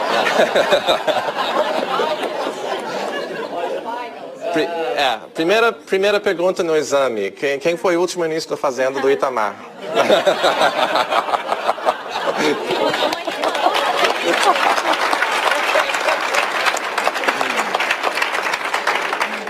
O orientador fazer isso, puxa vida, não dá. Tô brincando. Nós tivemos um debate sobre instituições na Constituinte, teve o plebiscito, na verdade foram 2 plebiscitos, porque também apareceu a monarquia na cédula. Congresso revisor fracassado, foram apresentados 30 mil elementos constitucionais, foram aprovados 6. A única que importou realmente foi a redução do mandato para 4 anos, que fica até hoje, né?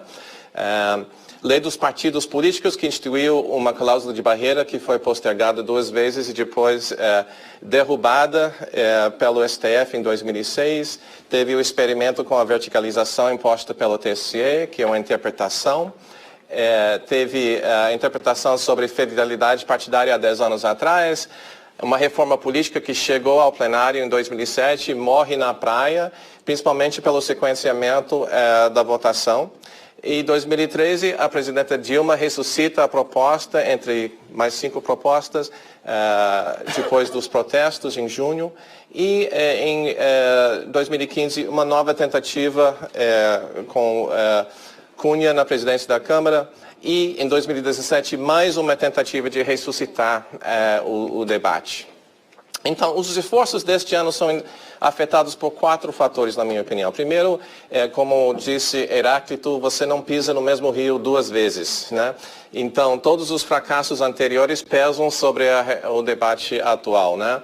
Segundo, fatores conjunturais como a crise econômica, corrupção, impacto midiático, etc., também pesam muito em 2017. Também o capital investido pelo governo e pela coalizão dominante também importa muito, mas a prioridade é outra, como sempre.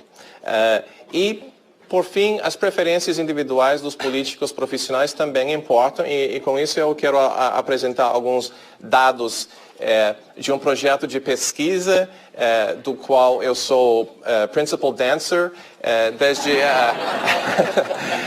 desde 1990, que é a pesquisa legislativa brasileira, né? É um questionário que a gente aplica em todas as legislaturas. O deputado Jacques Wagner respondeu em 93 e 97, o deputado Ciro em 2009, e o questionário não preenchido do deputado Patrus se encontra no gabinete 720 do anexo 4. E esses dados são publicados, arquivados publicamente no seguinte site. Eu estou contando com a ajuda de uma jornalista que conhece o Congresso como poucas, que é Natália Passarinho, né, este ano. Bom, essa é a pesquisa. Vou apresentar rapidamente alguns slides sobre a evolução das preferências desde 1990, né? Ainda é uma classe política parlamentarista. Eu coloquei entre aspas porque a proposta nunca foi parlamentarista, foi semipresidencialista. A preferência pelo sistema eleitoral é um aumento recente na preferência da proporcional nas últimas legislaturas, mas muito dividido sobre esse tema, né? Se a lista deve ser aberta ou fechada, infelizmente, ao meu ver, uma volta à preferência sobre a lista aberta nas últimas 3 legislaturas. O senhor acha correto o partido fechar a questão e usar o recurso da fidelidade partidária? só metade dos políticos acreditam na fidelidade, na disciplina partidária no plenário. Sim, essa é a resposta sim, exatamente, desculpa. O senhor acredita que na atividade parlamentar, em geral, um parlamentar deve votar como o partido indica ou de acordo com o que ele acredita, né? Essa é a percentagem como o partido indica. Mais ou menos a metade não acreditam nessa autoridade partidária. Expulsão, essa foi a interpretação sobre perda de mandato. Expulsão de um parlamentar que vota contra as determinações do partido é outra, na verdade é outra questão. Mas pouco apoio com essa ideia também. Essa aqui é a troca de partido, perda de mandato sobre troca de partido. Depois da decisão do TSE, do STF, desculpa, baixou muito o apoio a essa ideia, né? Mas também nós perguntamos se os parlamentares acham que eles foram eleitos pelos seus partidos ou pelos seus esforços pessoais. E isso é totalmente consistente nos últimos 30 anos. 80% dos parlamentares brasileiros acham que eles são os responsáveis pela eleição, né? Os 20%... os 20% que não estão aí são do PT, do PCdoB, dos partidos da esquerda mais disciplinados. Mas quando a gente quer explicar o comportamento do parlamentar, a gente tem que entender a mentalidade. Se ele acha que ele fez a própria eleição, por que ele vai investir em partido político, né? Então, essa é a crença dominante, a crença reinante no Congresso, né? Também, o Ciro já mencionou isso, ele já teve mandato executivo e no parlamento ele disse que nunca mais volta ao Congresso, que os políticos querem fazer coisas ontem, querem realizar coisas, né? E no Congresso você não sente esse poder, no executivo você sente isso. Então esse é um problema para a profissionalização do parlamento no Brasil, é que tem tantas opções no executivo, como nas 5.500 prefeituras, por exemplo, e também vice-prefeitos. Então, essas são as preferências agregadas de todas essas coisas de mudança, e o que a gente nota, no geral, que diminuiu o entusiasmo pela reforma política nas últimas legislaturas. Então, é um sinal muito negativo para o debate deste ano. Então, voltando aos meus fatores. O legado é muito negativo, mas o sequenciamento importa. Em 2007, quando foi para o plenário, começaram com a lista fechada, que é uma péssima ideia, porque é a coisa mais sensível, né? Você deve começar uma reforma com os pontos mais consensuais e logo votar a reforma da lista fechada em último lugar, né? Fatores conjunturais nada positivos. A pressão da sociedade é grande, mas há pouca atenção aos detalhes da reforma. Todo mundo quer reforma, mas the devil is in the details, exatamente, né? Então, o capital político investido pelo governo Temer fica na reforma da Previdência, não fica aqui na reforma política. E as crenças dos políticos, de modo geral, não são favoráveis a uma reforma abrangente e importante. Tá. Então, só para finalizar, premissas da reforma, eu estou agora dando minhas opiniões, né? Premissas de uma reforma política devem partir desses supostos aqui. Primeiro, o sistema é presidencialista e a fragmentação vai permanecer alta. Mesmo se a gente reduz para 10 partidos, ainda vai ser um dos sistemas mais fragmentados do mundo. O Brasil é e vai continuar sendo um país de presidentes minoritários. Fato. Isso não vai mudar. Então, segundo, qualquer reforma política deve tentar melhorar o presidencialismo de coalizão, né? Porque isso que vai permanecer no Brasil. O objetivo seria facilitar a coordenação política ao máximo possível em um ambiente não muito favorável à coordenação. Então, os trade-offs são o trade-off entre representatividade e eficácia decisória. Um parlamento que espelha perfeitamente a sociedade plural, às vezes não vai poder formar maiorias para decidir. Esse é um trade-off conhecido na ciência política. Mas também tem um trade-off temporal. Às vezes a gente tem que sacrificar coisas no presente para ganhar melhor função das instituições no futuro, né? Então, como que eu faria isso para thread the needle between those two trade-offs? Primeiro, eu acho que tem bad ideas, good ideas that will never happen, and ideias tapa o nariz, hold your nose ideas, né? Bad ideas seria descasar as eleições, ou seja, Eleições casadas para Congresso e presidente ajudou muito depois de 94, muito. Muito mesmo. Em 94 e em 2006 particularmente, né? Good ideas that will never happen. Financiamento público das campanhas, acabar com os vices, coincidências de todas as eleições, também acho muito difícil de aprovar. Lista fechada e, especialmente, paridade de gênero com formato de zíper. Zíper é quando você vai alternando o nome de homem e mulher na lista fechada. Ela está defendendo. Ele está dizendo que não funciona. Não, é good idea, but will never happen. É bom e não vai acontecer, mas é bom. Ah, tá. Mas está na categoria de nunca vai acontecer. Claro. E hold your nose ideas, a gente às vezes, a gente tem que ver a política nua e crua. Como Bismarck disse, é como você vê uma salsicha sendo feita, né? Você não quer fazer negócios de reforma política sabendo desses resultados, mas a gente tem que superar o temor dos incumbents hoje para garantir suas carreiras políticas por um determinado tempo, se a gente quer que eles apostem numa reforma política abrangente. Então, talvez um one-off agreement de candidatura nata por um ciclo ou 2 ciclos, ou talvez garantia na lista fechada por um ciclo dos incumbents, garante uma lista fechada que funcione no futuro. E com isso eu termino meus palpites brasileiristas. Obrigado.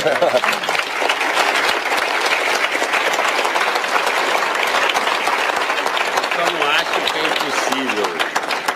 Agradeço imensamente ao professor Timothy J. Power, que trouxe, do ponto de vista acadêmico também, sobre a reforma política, outro ponto de vista diferente do professor Marcos Vinícius de Freitas, e com algumas novidades, por exemplo, paridade de gênero na lista fechada. E agora eu vou abrir para perguntas. Eu vou começar com uma pergunta da internet, mas logo vou para o público, que eu sei que muita gente quer perguntar. Bom, uma pergunta que veio pelo Twitter do Esteves Denis, ele perguntou em inglês, eu vou traduzir aqui. Ele pergunta se é possível trocar voto no Congresso Nacional por cargo público. E qual é a diferença disso entre... Qual é a diferença? Será que pode? Mas assim... E ele faz... Não, né? Mas assim... Todos. Mas assim... E também ele faz uma comparação. Qual é a diferença entre isso e trocar... um voto por dinheiro? Eu pergunto, eu acho, bom, quem se habilita, mas eu acho interessante, por favor. Quem tem experiência. Pública. E de aliciar votos também, claro. Eu governei com ampla maioria na Câmara de Fortaleza, quando prefeito, e ampla maioria como governador do Ceará. Fui deputado federal, o mais votado do país, e vi lá por dentro. E eu vou insistir, porque a exiguidade do tempo obriga a gente a escolher o ângulo por onde eu quero insultar a inteligência mais especial de vocês todos aqui. E fui socorrido, assim, brilhantemente, como sempre, pelo Timothy, porque não há nenhuma engenhoca, nenhuma mesmo, na experiência internacional comparada ou na literatura, que resolva a equação de uma cidadania de baixo treinamento. Então, pequeno partido existe em profusão por quê? Por falta de uma regra. O Brasil já teve a regra. Eu, por exemplo, fui candidato a deputado federal, porque o meu partido, o PSB, não cumpriria a cláusula de barreira, e eu, contra a minha vontade, fui candidato a deputado federal em 2006 e tive o privilégio de ser o deputado federal mais votado do país. E logo em seguida o Supremo, e essa cláusula de barreira tinha sido alcançada via emenda à Constituição, esteve pacífica na Constituição até o resultado da eleição, quando alguém reclamou do Supremo, e o Supremo simplesmente declarou inconstitucional depois da regra ter condicionado as eleições de 2006. Então, tenhamos clareza, quer dizer, nós temos uma democracia muito precária, uma institucionalidade muito precária. E, assim, aí eu tenho também a minha ideia. Eu sou a favor do financiamento público, campanha distrital misto, e posso dizer as vantagens e desvantagens e tal. Mas isso aqui, tanto faz. Rigorosamente, eu digo a vocês. Se a gente não resolver, por exemplo, uma equação. Primeira equação, moral luterana, anglo-saxã, dinheiro é um dom de Deus. E aí, na América do Norte, celebrada por Tocqueville como expressão de democracia, na América do Norte, recentemente chegou à Suprema Corte e foi aceita pela Suprema Corte refletir sobre isso, se o dinheiro abusivo das grandes corporações americanas não estava deformando o sistema democrático. E a Suprema Corte, por esmagadora maioria, entendeu que isso é cláusula pétrea, porque o dinheiro na política é uma extensão do direito de expressão. Essa é a súmula da Suprema Corte norte-americana. E aí como é que o político faz gabolices na eleição, no processo eleitoral norte-americano? Ele bota o Ibope, né? Eu estou lá em cima do Ibope, eu não sei o que e tal, e bota quanto arrecadou. Porque na moral luterana, o dinheiro, quanto mais for, mais é um dom de Deus. A moral católica, que nós herdamos dos lusitanos, diz que é mais fácil um camelo passar no fundo de uma agulha do que um rico ganhar o reino dos céus. Então você tem uma presunção moralista de que a relação entre dinheiro e política é fraudulenta. A média esmagadora da sociedade, por esta formação, que não é trivial, é respeitabilíssima, e é a nossa formação. Então você tem um problema que aí é o seguinte, você começa a violentar o olhar da realidade.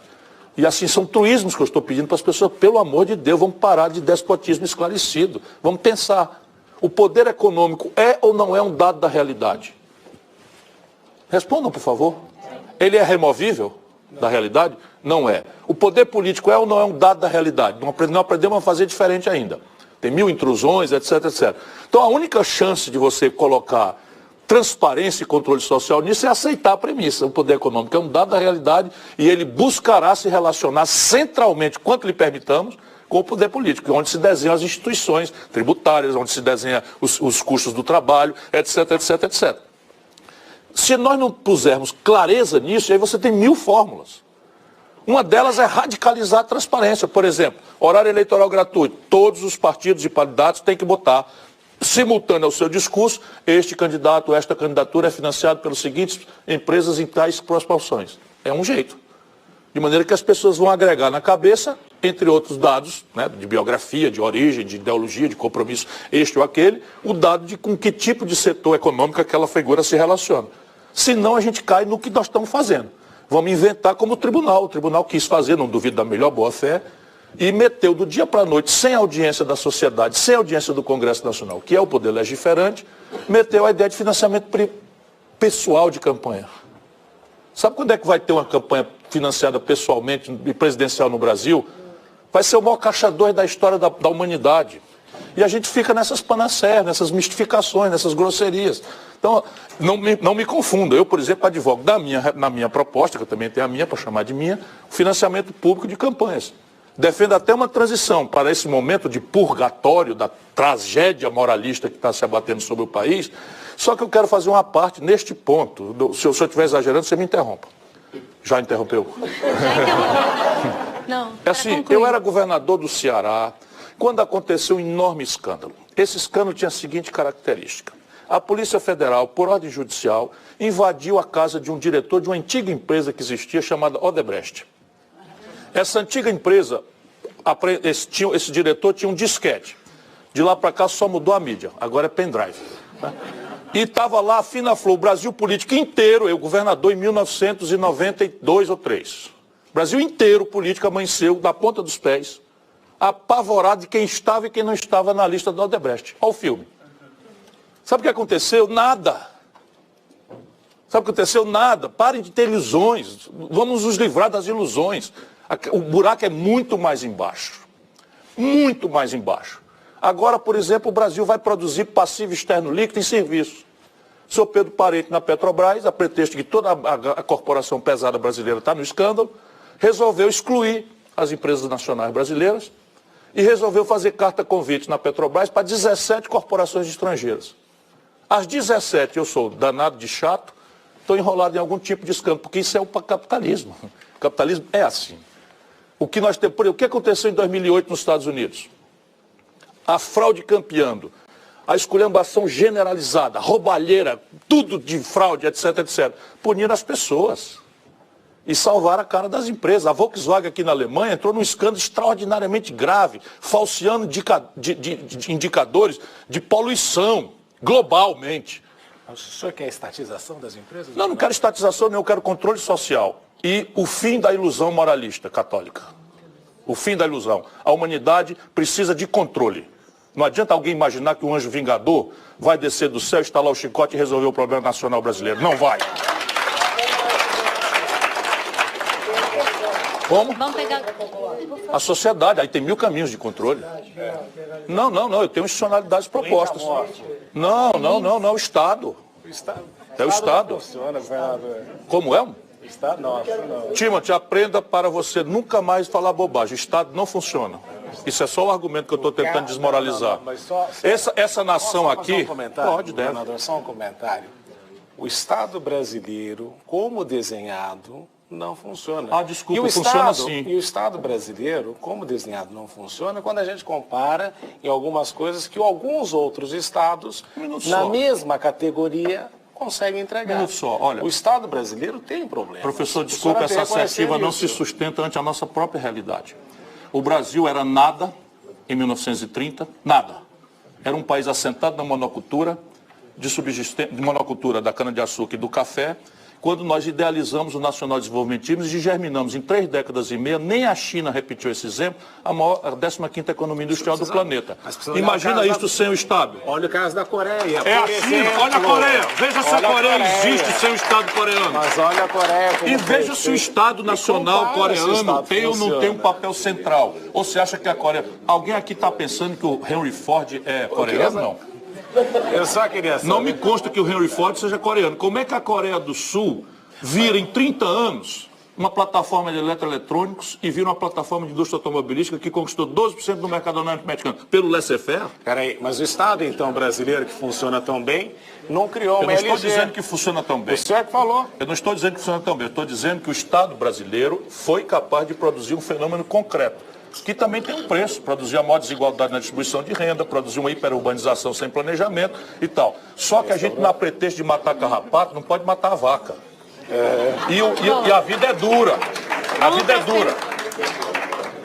Agora vamos para a pergunta da plateia.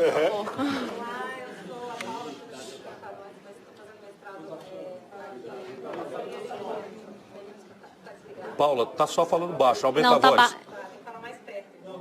Ou mais alto. Bom, estava desligado, né? Então... Bom, primeiro eu só queria responder o Ciro, porque aquela hora ele apontou para mim. Eu aplaudi a ideia do Timothy ali de falar que a questão do zíper é uma boa ideia que nunca vai acontecer, porque é uma excelente ideia, o que a gente queria ver acontecendo imediatamente, mas a gente viu ali em 2015 na Câmara, com aquela tentativa de reforma do Cunha, que a gente está para lá de longe, a gente não consegue botar 30% das mulheres. Você permite uma parte prevista no ponto. Veja bem, uma das características da deformação sociocultural brasileira é o papel subalternizado da mulher. Nós vamos resolver isso com despotismo esclarecido, estabelecendo cota zíper no mandato. Sabe o que os partidos já estão fazendo? É obrigado a fazer 30%. Os caras filiam mulher e botam lá para se ela não tem um voto, nem o dela própria. Bom, porque a mulher tem que se empoderar realmente, não é por essas ficções. Eleita, né? Você não pode ter candidata, a mulher tem que ter eleita. A mulher. Tem que facilitar, tem que abrir o caminho, ok, mas nós temos 30% de cota nas listas dos partidos que não são preenchidas. Mas isso aí não é nada, porque você tem que ter a mulher eleita, você não tem que ter a mulher candidata, porque de fato você não vai Sim, conseguir. então o que, é que você quer fazer? Quer que a pessoa que não tem voto se eleja? Bom, a gente vai conversar depois sobre o meu voto em 2018, mas...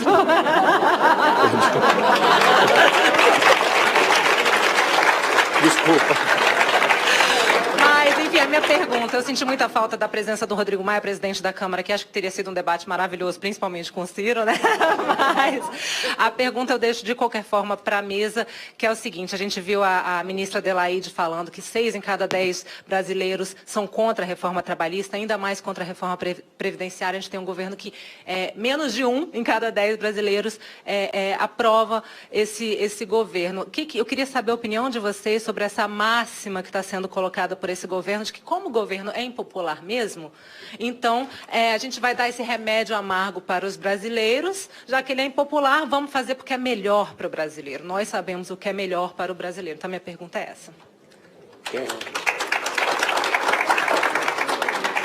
Eu posso só dar a minha opinião? Aí eu acho...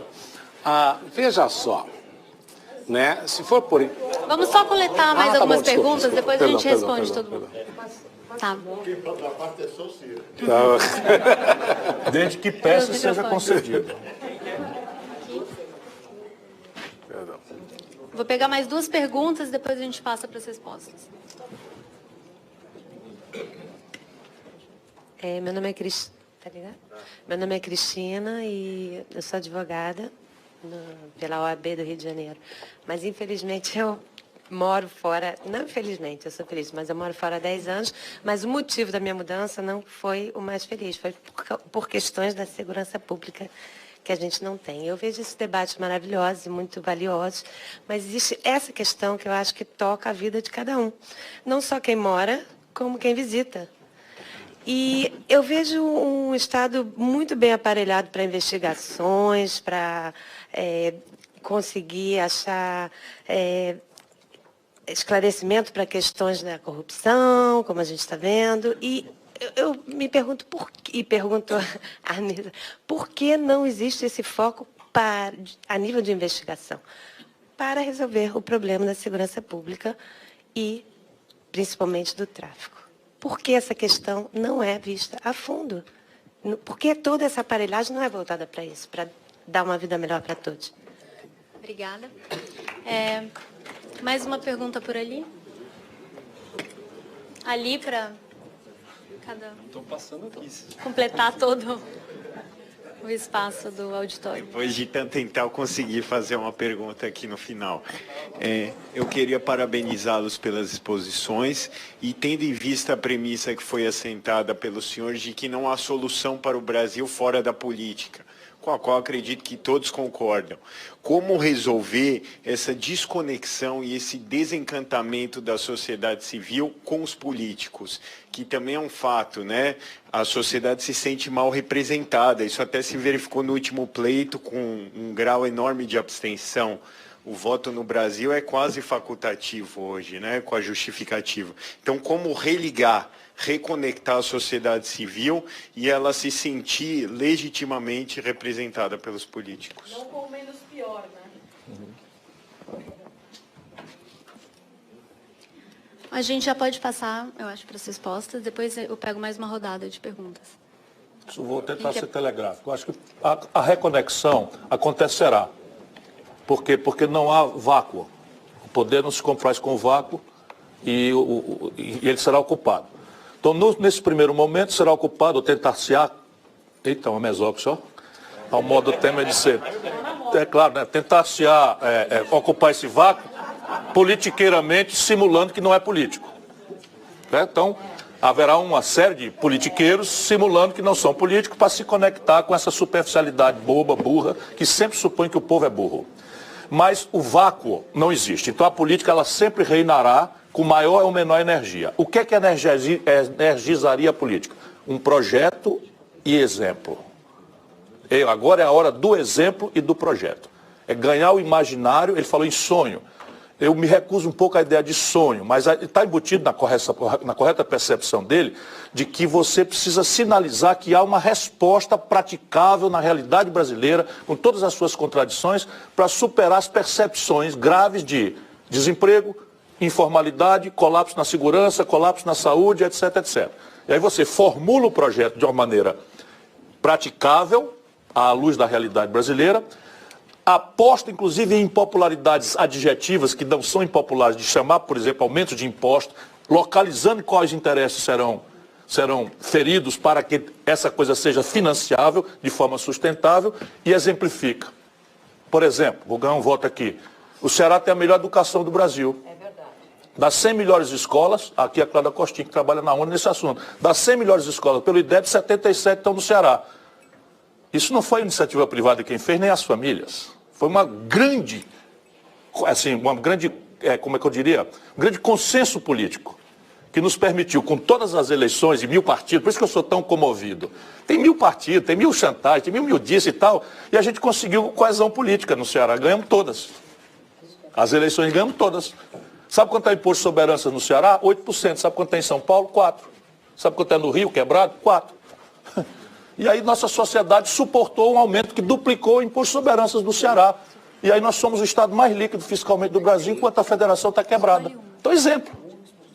Percebe? Por isso que eu sou comovidamente convencido de que a gente tem que parar de se iludir com despotismo esclarecido, com manual exótico, com vai fazer assim que vai dar certo, porque não sei o que alguém falou. Até os manuais do Fundo Monetário Internacional estão vendo a estupidez da mitologia neoliberal e a merda que causou no planeta.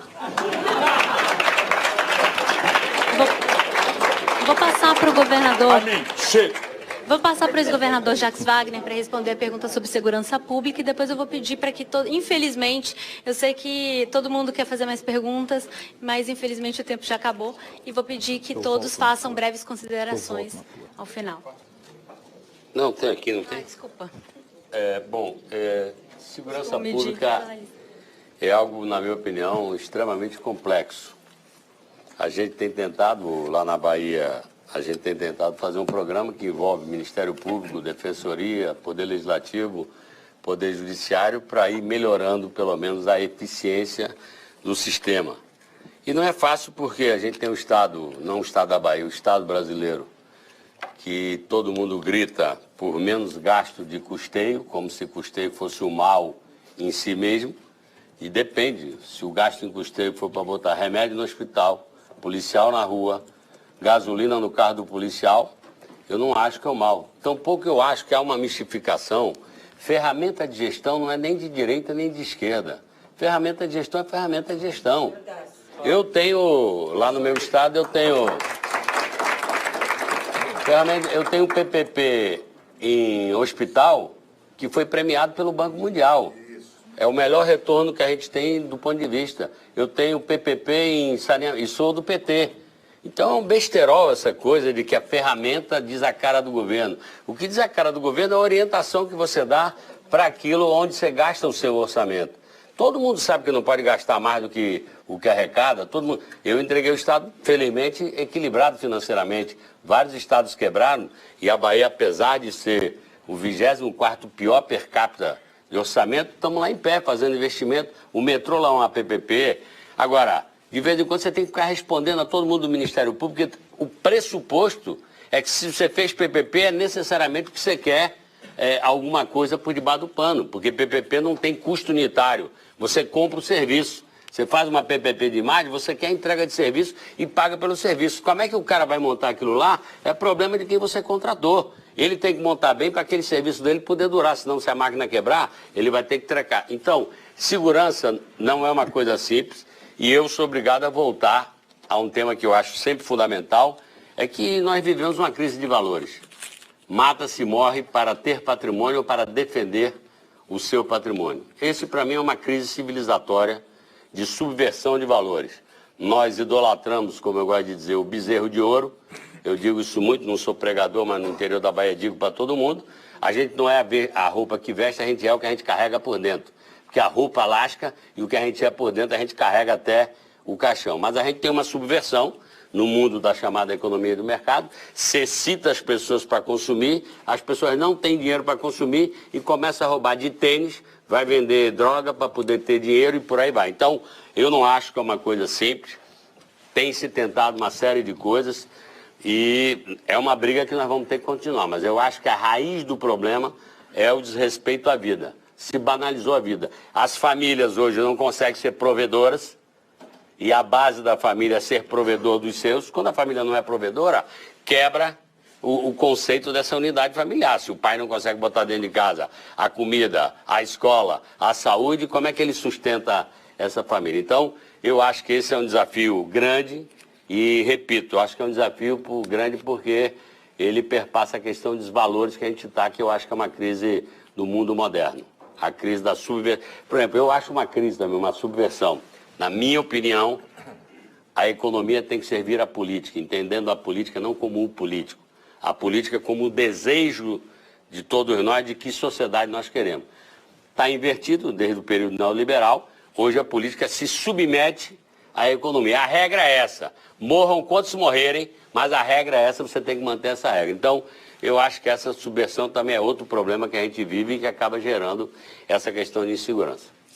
Vou passar a palavra ao professor Marcos Vinícius e depois ao professor Timothy Power para considerações finais, considerando as perguntas que foram feitas aqui. Tá. Me permita só rapidamente, por favor. É porque você citou Singapura.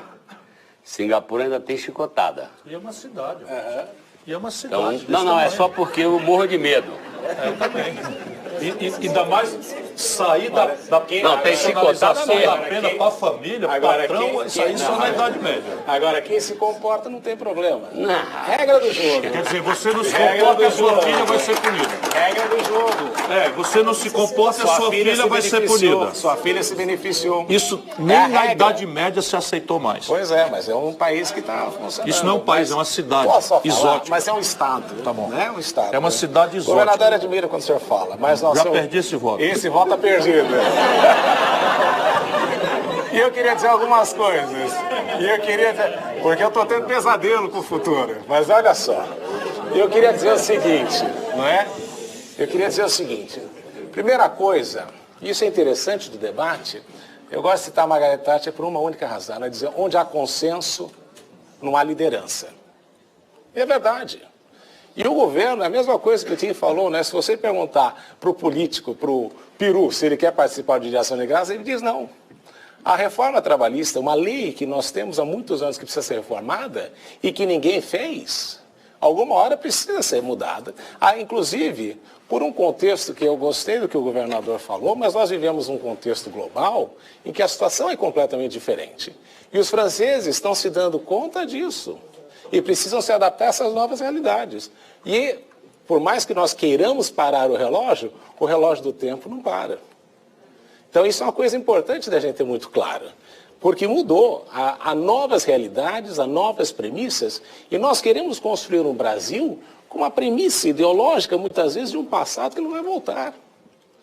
Então, o que nós precisamos pensar é criativamente. E aquela pergunta que você fez tem justamente a ver com uma questão só, que é como é que nós construímos uma sociedade de confiança. E a sociedade de confiança, ela é montada só com uma coisa. Quando eu tenho promessa e entrega. Hoje em dia nós temos um monte de promessa. Vivemos um país maravilhoso, tudo funciona. Mas quando a gente vai ver a entrega, de fato aquilo não é a realidade. Então, quanto para pensar o futuro, o brasileiro tem que ter muito claro, é uma decisão. E qual é essa decisão? Eu quero morar num país decente. O brasileiro ainda não tomou essa decisão. Porque a hora que ele tomar, aí ele vai cobrar a classe política, vai cobrar o judiciário, vai cobrar um monte de coisa. Mas é uma decisão. E essa decisão o brasileiro ainda não entendeu, porque nós vivemos ainda no messianismo, na espera de que alguém vai resolver o problema. E a única coisa que a gente descobre é que quem paga a minha conta sou eu, não é o Estado.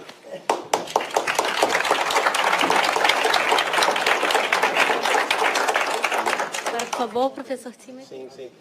Bom, só visitei o Ceará uma vez na minha vida e lá aprendi um ditado nordestino, que é o seguinte: em baile de cobra, sapo não dança.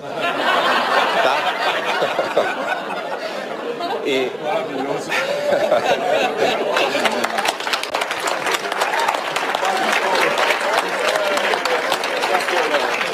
E sendo um sapo gringo, eu vou parar por aqui. Mas eu queria, com as palavras de Maurício Santoro na mesa anterior, que no Brasil, infelizmente, nesse momento político, tem poucos espaços para um diálogo tão democrático, respeitável e pluralista, inclusivo como esse. Então, espero que vocês levem esse espírito de volta para o Brasil, já que esse evento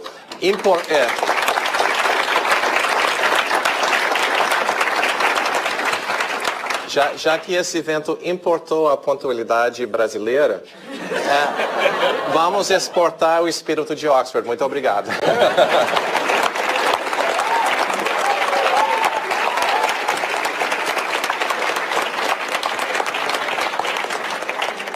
Agradeço imensamente pela presença dos palestrantes e pela participação do público e passo a palavra ao Rodrigo. Obrigada. Muito obrigado, Natália. Muito obrigado aos membros da mesa. Eu peço